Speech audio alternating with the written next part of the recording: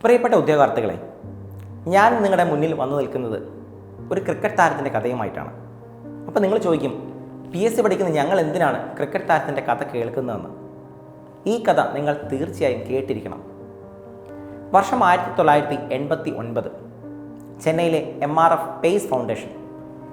MRF space foundation സ്ഥാപിതമായത് ഇന്ത്യയിൽ നിന്നും മികച്ച ഫാസ്റ്റ് ബോളർമാരെ വളർത്തിയെടുക്കുക എന്ന ഉദ്ദേശത്തോടു കൂടിയാണ്. ഈ സ്പേസ് ഫൗണ്ടേഷനിൽ ഇന്ത്യയിൽ നിന്നും മാത്രമല്ല വിദേശത്തു നിന്നും കളിക്കാർ വന്ന് തങ്ങളുടെ മാറ്റ് കൂട്ടാറുണ്ട്. അങ്ങനെ ശ്രീലങ്കയിൽ നിന്നും 3 ബൗളർമാർ അവിടെ വന്നെത്തി. MRF സ്പേസ് ഫൗണ്ടേഷൻ്റെ സാരഥി സാക്ഷാൽ ഡെന്നിസ് ലില്ലിയാണ്. അദ്ദേഹം ഒരു ഓസ്ട്രേലിയൻ മുൻ പേസ് ബോളറാണ്. ലോകം കണ്ട എക്കാലത്തെയും മികച്ച ഫാസ്റ്റ് ബോളർമാരിൽ ഒരാൾ. അപ്പം അദ്ദേഹത്തിൻ്റെ ശിക്ഷണത്തിലാണ് ഇന്ത്യയിലെ യങ് ടാലൻസ് വളർന്നു വരുന്നത്. ആ വന്നു ചേർന്ന 3 ശ്രീലങ്ക കളിക്കാരുടെ കൂട്ടത്തിൽ ഒരാളുടെ പേര് ചാമിന്ദ വാസ് എന്നായിരുന്നു. കാഴ്ചയിൽ വളരെ മെല്ലിച്ച ശരീരം, അത്ര ആരോഗ്യ ദൃഢഗാത്രനൊന്നുമല്ല അദ്ദേഹം. ആ വന്ന 3 ശ്രീലങ്കൻ കളിക്കാരിൽ ഏറ്റവും മോശം ശരീരപ്രകൃതി അദ്ദേഹത്തിൻ്റെതായിരുന്നു. ഇവർ മൂവരും നെറ്റ്സിൽ പന്തെറിയാൻ ആരംഭിച്ചു. ഡെന്നിസ് ലില്ലി ചമിന്ദ വാസിനടുത്ത് നേരിട്ട് വന്ന് പറഞ്ഞത് ഇങ്ങനെയാണ്: നിങ്ങൾ ഈ പണി മതിയാക്കി മറ്റെന്തെങ്കിലും പണിക്ക് പോവുക. നിങ്ങളെക്കൊണ്ട് ഇത് സാധിക്കില്ല. നിങ്ങൾ ഒരിക്കലും ഒരു അന്താരാഷ്ട്ര ക്രിക്കറ്ററായി മാറില്ല. എന്നാൽ അദ്ദേഹത്തിനോടൊപ്പം വന്ന മറ്റ് 2 പേരെ വിളിച്ച് അദ്ദേഹം പറഞ്ഞത്, നിങ്ങൾ 2 പേരും ശ്രീലങ്കയ്ക്ക് വേണ്ടി ദീർഘകാലം ടെസ്റ്റ് ക്രിക്കറ്റ് കളിക്കുന്ന പ്ലേയേഴ്സായി മാറുന്നതാണ്. കേവലം 19 വയസ്സ് മാത്രം പ്രായമുണ്ടായിരുന്ന ചമിന്ദ വാസിനെ സംബന്ധിച്ചിടത്തോളം അത് വലിയൊരു പ്രഹരമായിരുന്നു.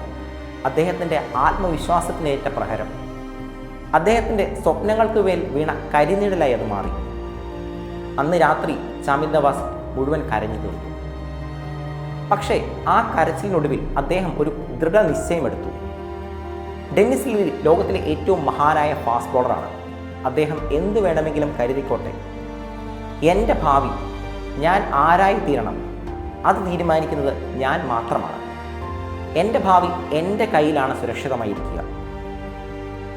ഒടുവിൽ അദ്ദേഹം തീരുമാനിച്ചതാണ്, എന്തു വന്നാലും ഞാൻ എൻ്റെ കഴിവിൻ്റെ പരമാവധി അധ്വാനിക്കും.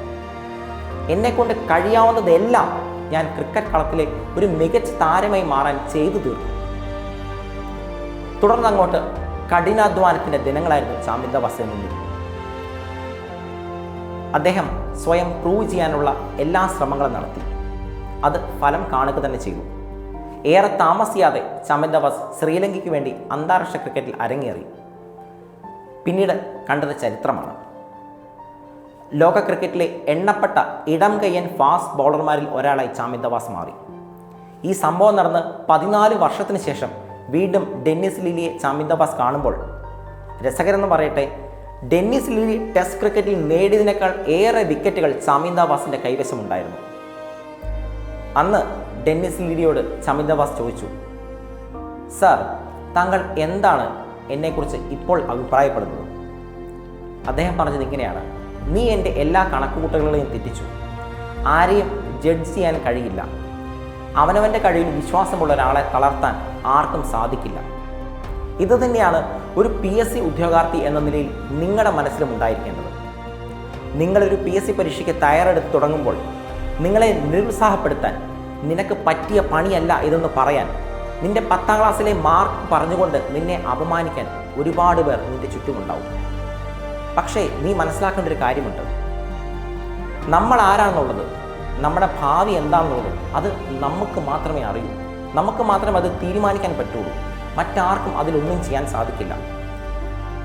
നിങ്ങളെ നിരുത്സാഹപ്പെടുത്തുന്നത് ഒരുപക്ഷെ നിങ്ങളുടെ ബന്ധുക്കളാവാം, കുടുംബക്കാരാകാം, അല്ലെങ്കിൽ നിങ്ങളുടെ പേരൻസ് തന്നെ ആവാം.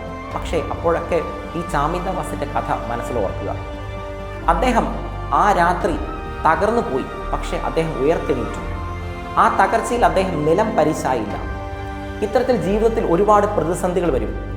നിരുത്സാഹപ്പെടുത്തുന്ന വാക്കുകൾ നമ്മുടെ ഉറ്റവരും ഉടയവരും എല്ലാം നമ്മളോട് പറഞ്ഞു തന്നിരിക്കും. പക്ഷേ ഓർക്കുക, നിന്റെ വിജയം നീ അവർക്ക് കാണിച്ചു കൊടുക്കാനുള്ളതാണ്.